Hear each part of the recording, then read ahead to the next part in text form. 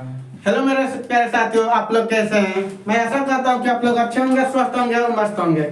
आज मैं आप लोगों के लिए बेहतर से बेहतर धमाकेदार क्वेश्चन लेकर आया हूँ, जो आप लोगों के लिए एग्जाम में 100% आने वाला है। ये सब ठीक है ना, जो कि आप लोगों का क्वेश्चन है, ये आपको लिख दिया पहले से, ठीक है ना। और चैप्टर का नाम है निर्देशांक ज्यामिति।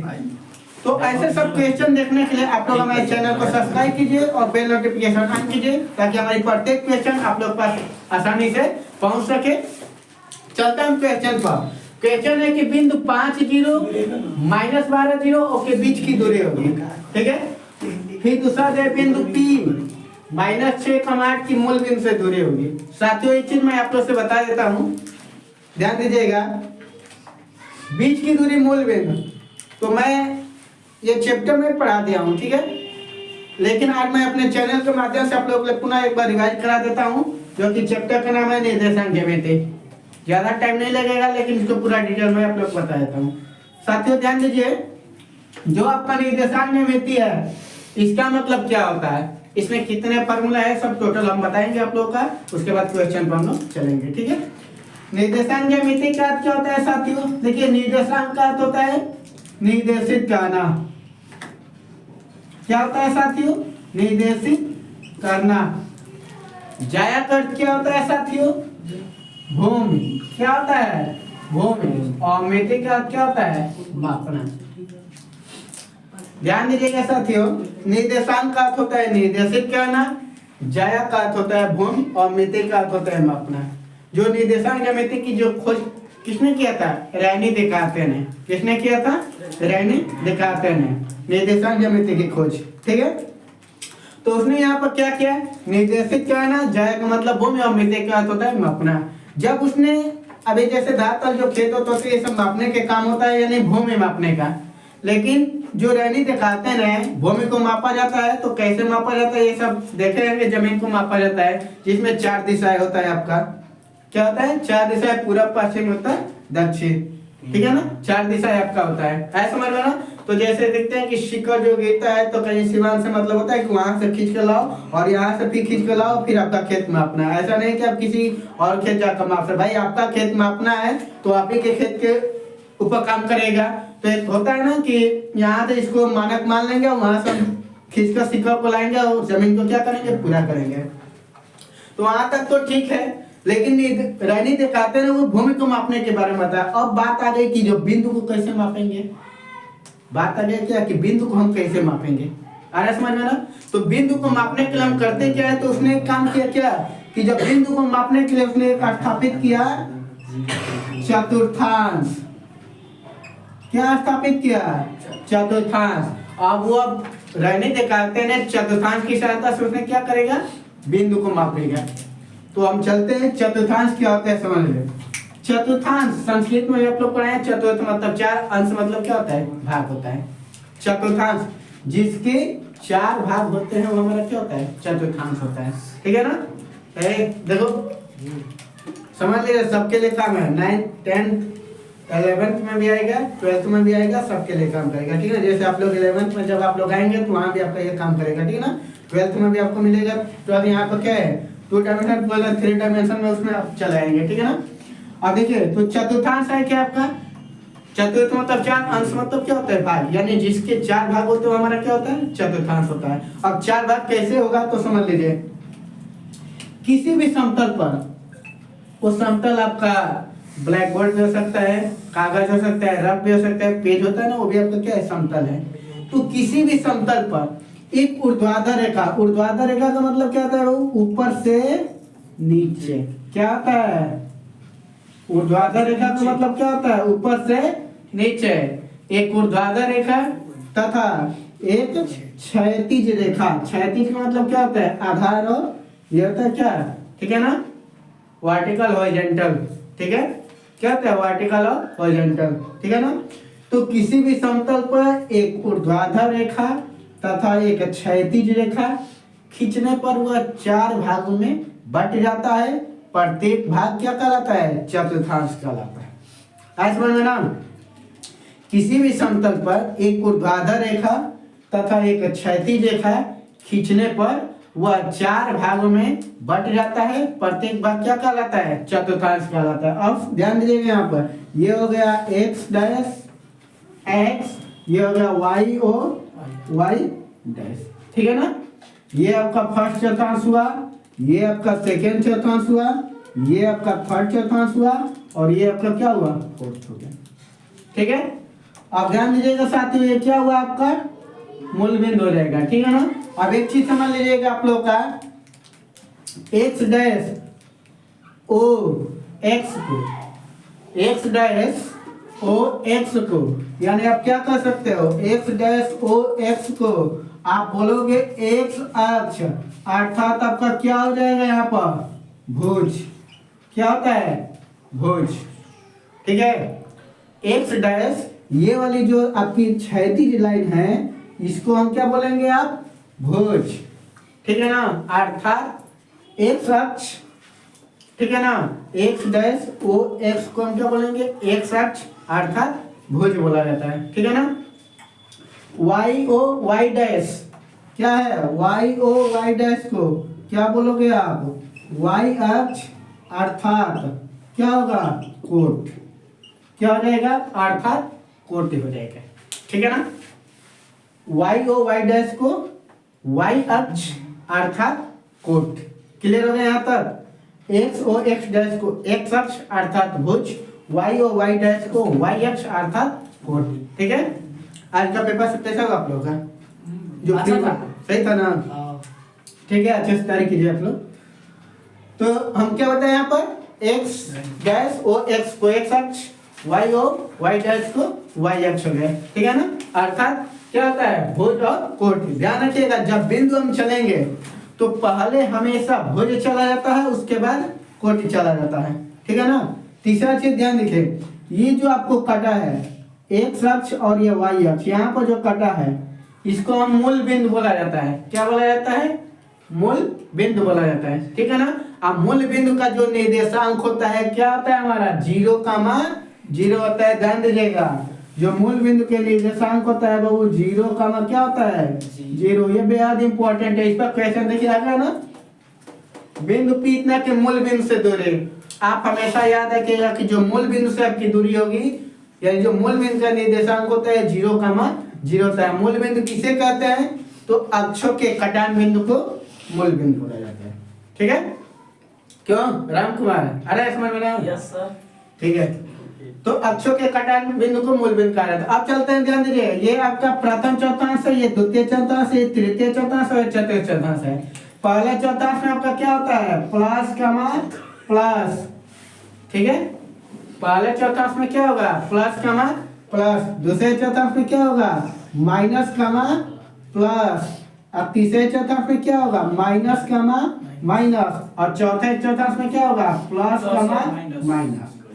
अब एक चीज ध्यान दीजिएगा, मैं ये बताऊंगा कि प्लस प्लस ही क्यों होता है, माइनस प्लस क्यों नहीं होता है, ठीक है ना। Yes sir. देखिए, जो आपका प्रथम चौथांश है, हम अभी इसके पहले आप लोग बताए थे कि कोई भी बिंदु चलेंगे तो पहले भुज चलेंगे, उसके बाद क्या चलेंगे? कोटि चलेंगे। आराम समझ में ना? पहले भुज, उसके बाद कोटि आपका चलेंगे। क्लियर? देखो बाबू, यहाँ पे प्रथम चौथांश है। अब एक चीज बताओ, ये यही ना आपका है? क्यों? यही आपका है ना? ये फर्स्ट, ये आपका, ठीक है। तो ये वाली लाइन आपकी क्या होगी? देखो, अब एक चीज और ध्यान दीजिएगा, ये जो मूल बिंदु है, जब मूल बिंदु से आगे चलेंगे तो प्लस होता है। ध्यान दीजिएगा, एक्स अक्ष पर मूल बिंदु से जब हम आगे चलेंगे तो प्लस होता है, मूल बिंदु से जब बाएं तरफ चलेंगे यानी पीछे की साइड चलेंगे तो माइनस होगा। अरे समझ ना, ये आपका मूल बिंदु हो गया। और मूल बिंदु से जब हम आगे चलेंगे यानी, ठीक है ना, राइट, ठीक है ना, आगे चलेंगे तो प्लस होगा, पीछे चलेंगे तो क्या होगा? माइनस होगा। पुनः ये मूल बिंदु से जब ऊपर चलेंगे तो प्लस होगा, और नीचे चलेंगे तो क्या होगा? माइनस होगा। क्लियर? आगे बात समझ में? Yes sir. मूल बिंदु से जब आगे चलेंगे तो प्लस, पीछे चलेंगे तो आपका क्या होगा? माइनस होगा। ये ऊपर चलेंगे तो प्लस, और नीचे चलेंगे तो क्या होगा? माइनस होगा। अब ये आपका प्रथम चौथांश में क्या है? यही ना आपका है।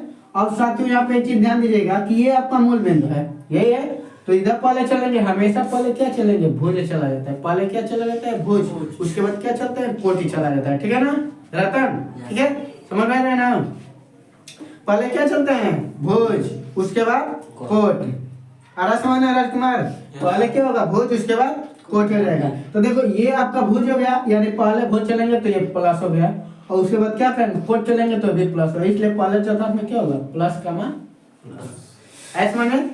सेकेंड चौथांश में आपका क्या होगा, यहाँ पर ये मूल बिंदु है, अभी बताया था ना कि जब बाएं साइड चलेंगे, पीछे चलेंगे तो माइनस, ठीक है, ऊपर चलेंगे तो प्लस। दूसरे चौथांश में आपका यही है ना, तो पहले हमेशा भुज चला रहता है, उसके बाद कोट चला रहता है, तो ये माइनस, ये भी क्या होगा, प्लस, इसलिए दूसरे चौथांश में क्या है, माइनस का मान प्लस। तीसरे में आप आओगे तो क्या है, ये इधर पहले भुज माइनस, फिर नीचे चलेंगे तो माइनस, इसलिए तीसरे चौथांश में आपका क्या होगा, माइनस का मान माइनस। चौथा चौथांश में आपका क्या है, ये ना है आपका, तो पहले भुज, उसके बाद क्या होता है, कोट, तो चौथा चौथांश में क्या होगा, प्लस का मान प्लस। ऐसा समझ में आया? तो अब इसको हम बिंदु को दर्शा सकते हैं। अब क्वेश्चन पूछा कि 4,5 किस चौथांश में है, आता है क्वेश्चन कि अगर आपसे पूछेगा कि 4,5 किस चौथांश में है, तो अब चिन्ह को ध्यान रखेंगे। किसका ध्यान रखेंगे, चिन्ह को ध्यान रखेंगे कि दोनों में क्या है, प्लस प्लस है, तो प्लस प्लस किस चौथांश में आता है, पहले वाला में, तो पहला हो जाएगा, ठीक है। अगर वही चीज यहाँ पर माइनस आएगा, अब पूछेगा कि किस चौथांश में है, दूसरे में, तो दूसरे में, क्योंकि ये माइनस हो गया, ये प्लस हो गया, ठीक है ना, तो यहाँ क्या होगा, दूसरे चौथांश में आ जाएगा। फिर अगर यही मान लो कि ये हो जाएगा माइनस, अब क्या होगा, माइनस में किस चौथांश में आपका आएगा, तो हमेशा आप क्या करेंगे, चिन्ह को देखेंगे। किसका देखेंगे, चिन्ह को देखेंगे। कहाँ प्लस का चिन्ह दिया है, कहाँ पर, उसी देखो बाबू, ये क्या होता है ना कि चिन्ह आप मान लोगे, जैसे कुछ नहीं दिया, ठीक है ना, ये माइनस दिखेगा, प्लस आप मान लेंगे, ठीक है ना, मानना, हाँ ये मान, अरे सिंपल सी बात है, -4 ये कुछ नहीं तो +5 ही ना दिखाई दे रहा है आपका, ये क्या होगा, ये माइनस हो गया, ये क्या होगा, प्लस होगा। अब देखो दूसरा बता दिया, मान लो कि ये होगा, माइनस लगा दिया ना, अब कहेंगे कि -4 कामा -5 किस चौथांश में होगा, चिन्ह देखेंगे, दोनों क्या है, माइनस माइनस, किस में आ जाएगा, तीसरे में। अगर वही एक प्लस हो जाएगा और ये माइनस, अब किस चौथांश में आ जाएगा, चौथे में ना, क्योंकि प्लस और क्या हो गया आपका, माइनस हो गया। क्लियर, यहाँ तक हो गया ना, समझ में आया ना। तो ये अब देखो एक क्वेश्चन इसमें आता है, पूछता है, जनरली ये तो सिंपल सबको पता है, अब कहीं दे देगा कि 5,0, अब बताओ किस चौथांश में होगा, फर्स्ट, गलत है, 5,0 फर्स्ट चतुर्थांश तो है, लेकिन आप गलत हो गए यहाँ पर। आप जानते हैं क्या, देखो 5 है, ये 0 है, मतलब क्या है, ये पहला भुज है, दूसरा कोट है आपका, तो ये फिक्स रखिए, प्लस और ये प्लस है आपका, है ना, प्लस और ये प्लस आपका है, तो जब ये आपका प्लस प्लस है तो ये फिक्स है कि फर्स्ट में होगा, लेकिन जब इसको आप दर्शाएंगे तो बाबू ये एक साथ पे ही दर्शेगा, वाई पर तो चलेगा नहीं, क्योंकि इसमें 5 है, तो 5 तो आप दर्शा सकते हो, चल सकता है, और ये चौथा, ठीक है ना, और 0 आपका चलेगा ही नहीं, तो क्या बोलेंगे कि पहले चतुर्थांश में एक अक्ष पर क्या है, स्थित है। आगे बात समझ में, 5,0 प्रथम चतुर्थांश में क्या है, एक अक्ष पर, क्योंकि ये चलेगा ना, तो पहला क्या होता है, भुज होता है, मतलब एक अक्ष पर क्या होगा, चलेगा। अगर वही चीज कर देगा, ये देखो 0,4 किस चौथांश में है, ये भी फर्स्ट में ही है, लेकिन क्या होगा, फर्स्ट चौथांश में क्या ये भुज है ना, तो चलेगा ही नहीं, लेकिन वाई आपका चाहे चलेगा, तो फर्स्ट चौथांश में वाई अक्ष पर स्थित है। अब क्वेश्चन यही से पूछता है, मतलब 0 इधर रहेगा तो एक प्लस पे है, देख बाबू बोले, देखो हमेशा ध्यान रखिए कि पहला एक्स अक्ष होता है, दूसरा वाई अक्ष होता है, पहला भुज और दूसरा कोट, तो ये एक्स है, मतलब ये सब पर चलेगा, पर ये वाई 0, तो 0 तो चलेगा ही नहीं ना, 0 क्या है, चलेगा ही नहीं, तो पहले चौथांश में क्या है, एक्स अक्ष पर, ये क्या है, पहले चौथांश में क्या है, वाई अक्ष पर। ऐसा समझ में, बहुत ज्यादा क्वेश्चन पूछा जाता है इसमें, हम बताएंगे आप लोगों का, ठीक है ना। तो ये आपका फंडामेंटल यहाँ तक क्लियर होगा, कॉर्डिनेट ज्योमेट्री, ये आपका निर्देशांक ज्योमेट्री के लिए, ठीक है। अब देखो इसमें कुछ फार्मूला है जो मैं आप लोग बता रहा हूँ, ठीक है, नोट कर लीजिए,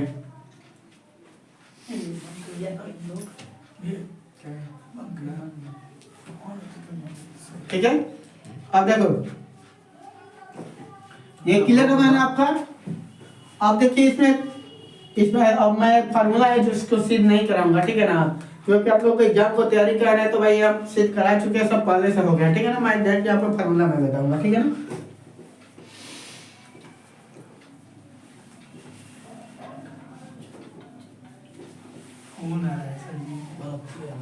फोन आ रहा है।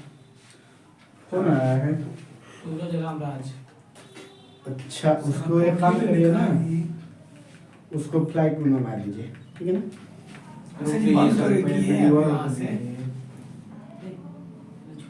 बहुत ही आवा लगा। ऐसा नहीं लगा, बंद है। ले ले। ठीक है, तो ये आप लोग का नोट हो गया है। अब मैं चलता हूँ, इसमें फार्मूला कुछ बताएंगे, ठीक है ना? ध्यान दीजिएगा। जैसे मान लीजिए कि एक बिंदु है, यहाँ पर दो बिंदुओं के बीच की दूरी, ये आपकी लाइन हो गया, ये ए हो गया, और ये आपका क्या हो गया? बी हो गया। इस पर वो क्या होगा? x1 y1, ये आपका क्या होगा? x2 और क्या होगा? y2 हो जाएगा, ठीक है ना? अब इन दोनों के बीच की दूरी क्या है आपका? d। क्या है? d। तो दो बिंदुओं के बीच की दूरी हमें निकालना है, तो फॉर्मूला क्या होगा? d बराबर, ध्यान दीजिएगा, x1 माइनस x2 के होल स्क्वायर अब प्लस y1 माइनस y2 का क्या होगा? क्लियर? सूत्र सच्ची। ये फॉर्मूला है आपका, ठीक है? दो बिंदुओं के बीच की दूरी का सूत्र क्या है? यहाँ पर दो बिंदुओं के बीच की दूरी हो जाएगा, ठीक है ना? क्या होगा? लिख लीजिएगा, दो बिंदुओं के बीच की दूरी, ठीक है? दो बिंदुओं के बीच की दूरी आपका क्लियर? डी बराबर ये आपका हो जाएगा आपका, ठीक है ना? दूरी हो जाएगा आपका। अगर इसका मध्य बिंदु निकालना होगा दो बिंदुओं का, तो सिंपल सी बात है, देखो ये आपका अगर मध्य बिंदु निकालेंगे, मध्य बिंदु कैसे निकालेंगे? तो देखो ये बिंदु आपका ए हो गया, और ये आपका क्या होगा? बी हो गया। बिंदु x1 कामा y1 रहेगा, ठीक है? और ये क्या होगा? x2 कामा y2 होगा, और मध्य बिंदु मतलब ये हो जाएगा, कोई बिंदु p होगा। इस पर हम बिंदु क्या मान लेंगे? x कामा y, ठीक है? जब मध्य बिंदु निकालने को कहेगा, तो आप डायरेक्टली क्या करोगे? मध्य x बराबर x1 प्लस x2 बाई क्या होगा? 2 हो जाएगा आपका, कामा y बराबर क्या होगा? y1 प्लस y2 बाई, ठीक है? मध्य बिंदु हो जाएगा ना, दो बिंदुओं के बीच की दूरी हो गया, मध्य बिंदु हो गया। अब देखो, अगर अनुपात की बात करेंगे, अनुपात वाला आ जाएगा, अनुपात अंतर विभाजन। अनुपात में आपका दो होता है, अंतर विभाजन, विभाजन की जब बात आएगी, विभाजन वाला में, विभाजन अनुपात में जब बात आएगी, तो आप क्या निकलोगे? विभाजन। विभाजन में ध्यान दीजिएगा, विभाजन में भी आपका होता है, दो बिंदु रहेगा आपका, ठीक है ना? क्या होगा? एक ए होगा, एक बी हो जाएगा। ये बिंदु हो जाएगा x1 y1, ये आपका क्या होगा? x2 कामा क्या होगा? y2, ठीक है ना? अब अनुपात मान लो यहाँ पर बीच का है आपका अनुपात, एक m1 हो जाएगा, और एक क्या होगा आपका? m2 हो जाएगा। और ये बिंदु जो p है आपका, मान लो यहाँ पर, तो ये हो जाएगा x कामा y के काम करेगा, ठीक है ना? अब इसमें हम क्या करेंगे? अंतर विभाजन के कहेगा, तो ध्यान दीजिएगा, बिंदु x1 y1 x2 y2 अनुपात में m1 m2 हो गया। अब मध्य बिंदु आपका क्या p है, x और y। तब अंतर विभाजन के लिए आपका हो जाएगा अंतर विभाजन, x बराबर क्या होगा बाबू? m1 x2 plus m2 x1, अब बटा क्या होगा? m1 प्लस m2, ठीक है?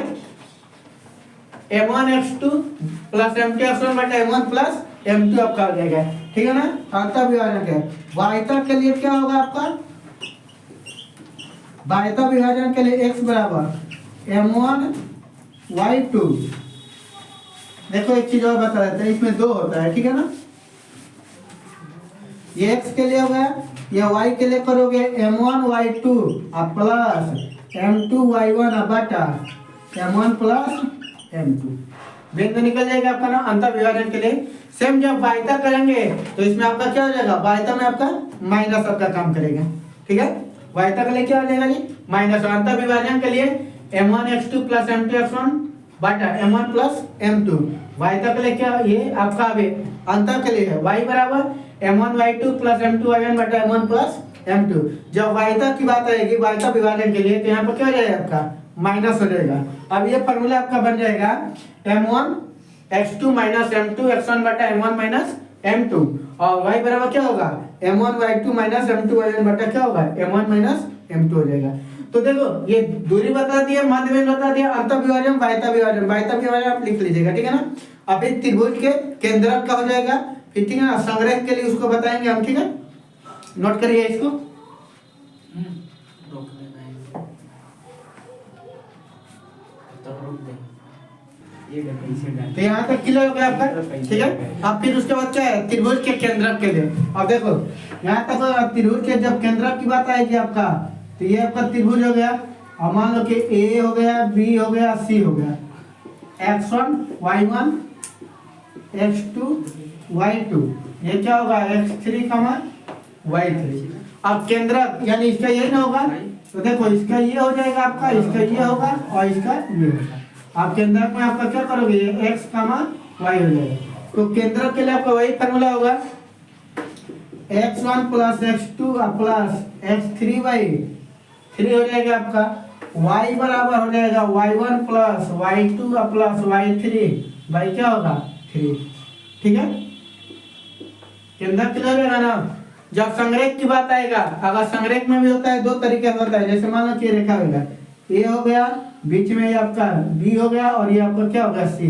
जब संग्रह की बात आएगी तो संग्रह कब होगा आपका, संग्रह में आपका A B plus B C बराबर क्या होगा ए सी कर देंगे तो आपका क्या होगा बिंदु संग्रह हो जाएगा। या त्रिभुज के क्षेत्रफल से भी करेंगे आपका, तो त्रिभुज के क्षेत्रफल से आपका वहां से भी संग्रह के लिए साबित हो जाएगा। त्रिभुज का क्षेत्रफल 0 करेंगे आप, तो वहां से भी आपका क्या होगा संग्रह हो जाएगा, ठीक है।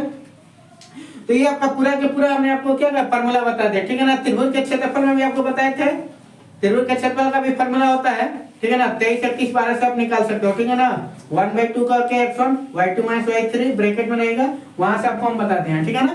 त्रिभुज का क्षेत्रफल अगर 0 करोगे तो वहां से भी क्या संग्रह के काम हो जाएगा। तो ये क्वाड्रेंट ज्योमेट्री में जितना आपका था पहले से, मध्य बिंदु, दो बिंदुओं के बीच की दूरी, अंतर विभाजन, वायता विभाजन, संग्रह हो गया, त्रिभुज के केंद्रक हो गया, ये आपका टोटल होगा, ठीक है ना। अब हम चलते हैं क्या, अब यहाँ पर डायरेक्टली आपको मैं क्वेश्चन बता रहा हूँ, ठीक है ना। पहला क्वेश्चन आपका कि बिंदु इतना इतना के बीच की दूरी होगा, ठीक है। अब देखो यहाँ से ये पहला क्वेश्चन आपका सॉल्व कर रहे हैं। बिंदु दिया है 5,0 और -12,0। और क्या मानोगे, ये x1 हो जाएगा, ये y1 होगा, ये x2 हो जाएगा, ये आपका क्या होगा y2 हो जाएगा, ठीक है ना। अभी हम बताए थे दो बिंदुओं के बीच की दूरी का फॉर्मूला, ठीक है ना। आपको क्या d बराबर x1 - x2 का होल वर्ग प्लस y1 - y2 का क्या होता है, क्लियर। अब देखो ये आपका रखोगे ना, x1 5, x2 के मान माइनस है, ये क्या होगा प्लस स्क्वायर, ये क्या होगा 0, कितना होगा ये 5,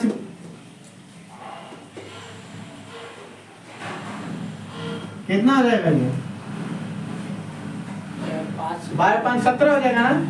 और 17 का स्क्वायर 289, ये तो 0 खत्म हो गया, और ये निकालेंगे तो क्या होगा 17 आपका हो जाएगा।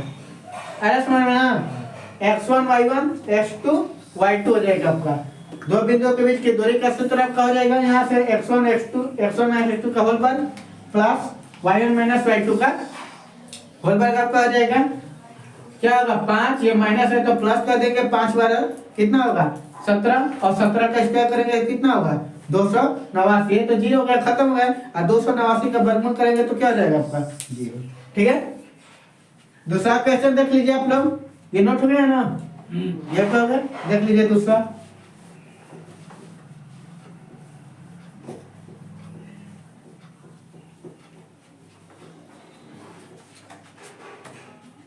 दूसरा कह रहा है ना कि बिंदु -6 के मूल बिंदु से दूरी होगी।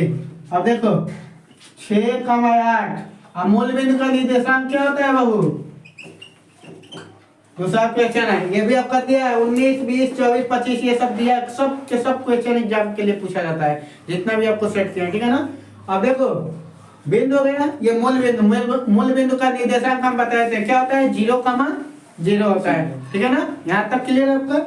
ये आपका होगा x1 y1 x2 क्या होगा y2, सेम प्रोसेस वही है, d बराबर निकाल दो, x1 - x2 के होल वर्ग प्लस y1 - y2 के क्या होगा, ठीक है। रख दो -6 8, ये क्या होगा -0, क्लियर, प्लस y1 का मान 8 अकामा ये 0 हो जाएगा। ठीक है, कितना होगा जी? -6 का स्क्वायर करोगे 36, 8 का स्क्वायर करोगे 64, दोनों जोड़ेंगे तो कितना होगा? 100 निकलेगा तो 10 d बराबर इसका क्या होगा? ठीक है, एक ही क्लास में पूरा के पूरा आपका निर्देशांक यहाँ पे देखा होगा। ठीक है ना। अब कुछ क्वेश्चन और है जो कि मैं आप लोगों के लिए अगले नेक्स्ट वीडियो में लेकर आऊंगा। ठीक है, धन्यवाद।